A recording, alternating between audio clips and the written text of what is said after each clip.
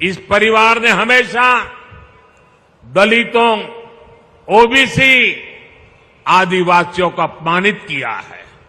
आप याद रखिए, नेहरू जी जब पीएम थे तो उन्होंने आरक्षण का विरोध किया था, राज्यों के मुख्यमंत्रियों को चिट्ठी लिखी थी, सबूत मौजूद है।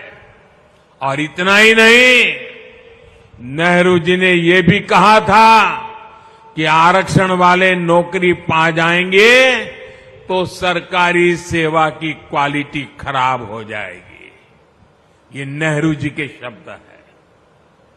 नेहरू जी ने ओबीसी आरक्षण के लिए काका साहब कालेलकर का जो कमीशन गठित हुआ था, उसकी रिपोर्ट आई थी।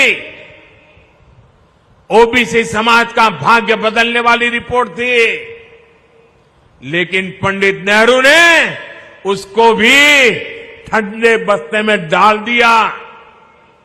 नेहरू जी के बाद जब इंदिरा जी आई तो उन्होंने भी ओबीसी आरक्षण पर रोक लगाकर रखी। जब देश ने उनको सजा दी, जनता पार्टी की सरकार बनी मोरारजी भाई के नेतृत्व में, तब मंडल आयोग बना। लेकिन फिर कांग्रेस आ गई और मंडल कमीशन की रिपोर्ट ठंडे बस्ते में डाल दी गई। इसके बाद राजीव जी ने भी अपनी सरकार में ओबीसी को आरक्षण नहीं मिलने दिया।